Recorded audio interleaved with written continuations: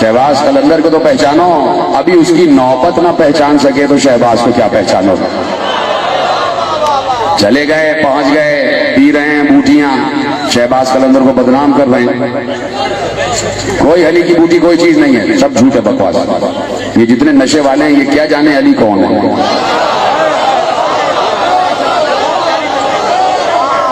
ये क्या जाने अली कौन है। वहां जाके शहबाज कलंदर को बदनाम करते हो मेले पे। शहबाज कलंदर बहुत बड़ा आलिम था, बहुत बड़ा फकीह था, फकीर भी था, फकीह भी था।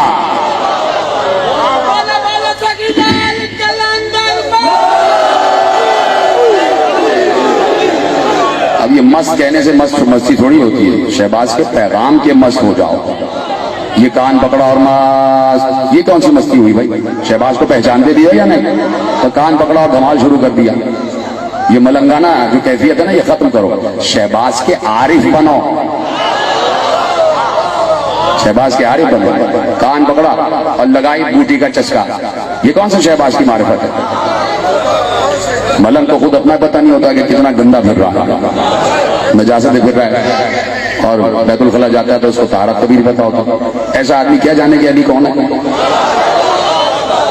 मलंग को तो ताहिर होना चाहिए, पाक होना चाहिए। बताऊं अली का सबसे पहला मलंग कौन सा बताऊं, उसका नाम था सलमान।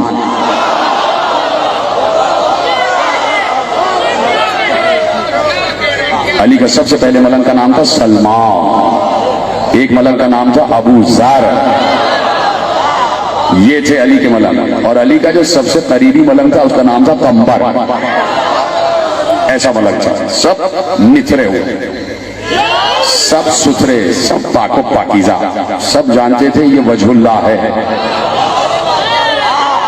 शहबाज कलंदर का नाम ले लेना आसान, शहबाज कलंदर को पहचानते नहीं, जाके वहां बदनाम कर देते हैं। यहाँ भी शहबाज का नाम ले लेके जहां पर भी सिगरेटें पी रहे हैं, धूनी रचा रहे हैं, मच लगा ली, मच लगा ली। अब बैठे हैं भाई अली की बूटी है, जब तक अली की बूटी नहीं पियोगे अली समझ में नहीं आएगा। खाक समझ में आएगा, खाक समझ में आएगा।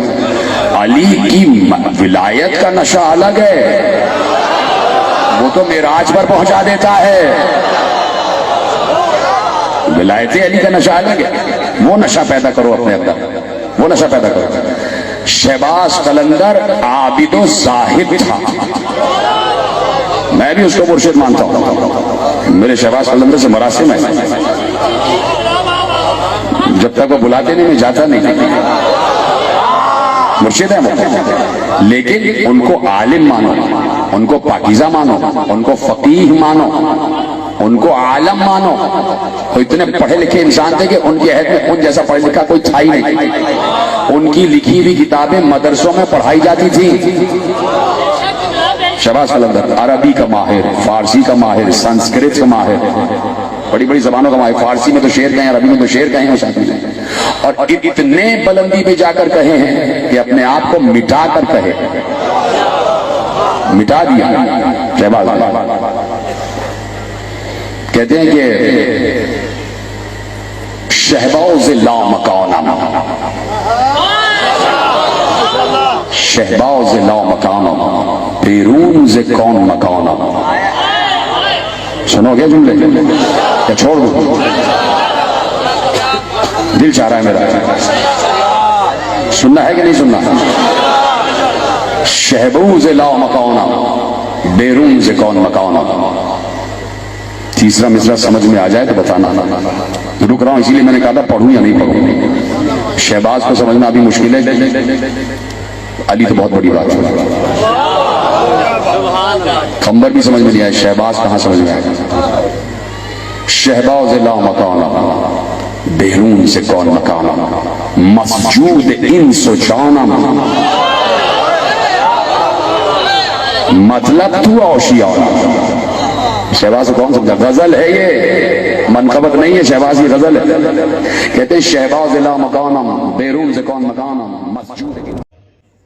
किसी ने पूछा या अली या अबुल हसन, मौला ये नाबूस सिर्फ आवाज ही आवाज है या ये कुछ कहता भी है।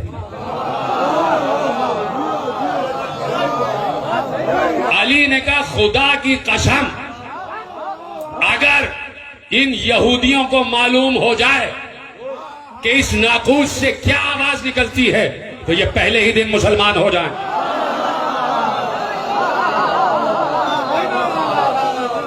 کہ اگر ان یہودیوں کا معلوم ہو جائے یہ ناقوس کہتا کیا ہے تو یہ کلمہ پڑھ لیں، یہ کلمہ پڑھ لیں.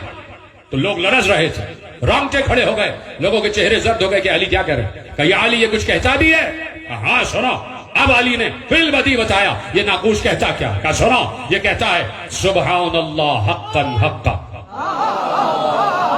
علی کے جملے خاموش نہ سننا.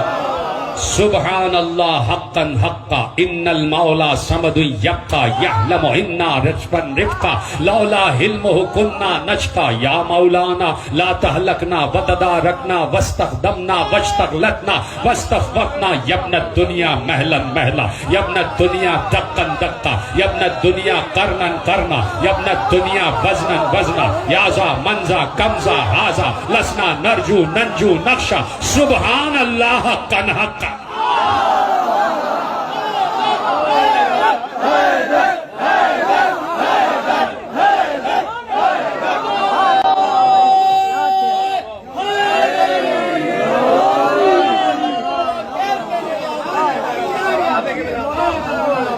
کسی کو معلوم ہی نہیں کہ ناقوس میں سے توحید کی آواز آ رہی ہوتی ہے. اور توحید کی سب سے طاقتور ترین آواز کا نام ہے علی. توحید کی سب سے طاقتور ترین آواز کا نام ہے، نہیں سب نے نہیں کہا، میں نعرہ لگا رہا ہوں، نعرہ میں لگا رہا ہوں. توحید کی سب سے طاقتور ترین آواز کا نام ہے سلامت.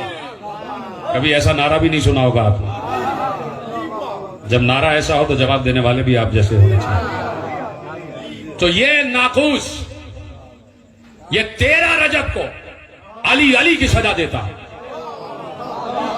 یہ غدیر کے دن علی علی کی سزا دیتا ہے اور یہ عاشور کے دن حسین حسین کی سزا دیتا ہے. اس کی آواز بدل جاتی ہے، اس کا مزاج بدل جاتا ہے. جیسے آپ نے ابھی ہائے کہا، یہ عاشورے کو ہائے حسین کہتا ہے. اور اس کو پتا ہے کہ کوئی سہون کی گلیوں میں ہائے حسین کہتا ہوا گزر رہا تھا، اور وہ جو گزر رہا ہے وہ ایسے ہی ہائے حسین نہیں کہہ رہا تھا. اس نے اپنے آپ کو زین العابدین کی شبیہ بنایا ہوا تھا.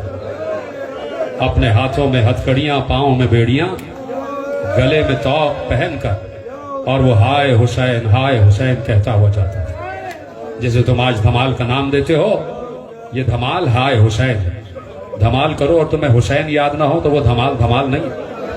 اس لیے کہ چلتا تھا زمین پر ایسے ایسے، اور جب لڑکھڑاتا تھا، چونکہ طوق جیسے ہم پہنتے ہیں ویسا طوق نہیں تھا. جو طوق زین العابدین کو پہنایا گیا تھا معلوم ہے کیسا تھا؟ ہاتھ ایسے ہی رہتے تھے، اس لیے کہ پورا لکڑی کا طوق ایک ایسے تھا اور ایک ایسے تھا. پورا لکڑی ایسے باندھی ہوئی تھی. تو میرے مولا کے ہاتھ ایسے رہتے تھے. یہ جملہ رونے کے لیے کافی تھا. میں اگر زمین پہ بیٹھا ہوتا تمہاری جگہ تو میں پیٹ پیٹ کر رو رہا ہوتا. کربلا سے کوفے، کوفے سے شام تک میرے مولا کے ہاتھ ایسے ہی رہے ہیں. اور قلندر نے زین العابدین کی شبیہ بنایا، ایسے ہی اپنے آپ کو طوق میں جکڑ لیتا تھا. اور ہائے حسین جب کبھی لڑکھڑاتا تھا تو کبھی ایسے ہو جاتا تھا، کبھی ایسے ہو جاتا تھا. اس طرح چلتا تھا. ہائے حسین کہتا ہوا میرا دل کہتا ہے کہ میں تو کتاب سے پڑھ کے کربلا بیان کر رہا ہوں. قلندر کربلا کو دیکھ کر ہائے حسین کہہ رہا ہے. کربلا کو دیکھ کر ہائے حسین کہہ رہا ہوں.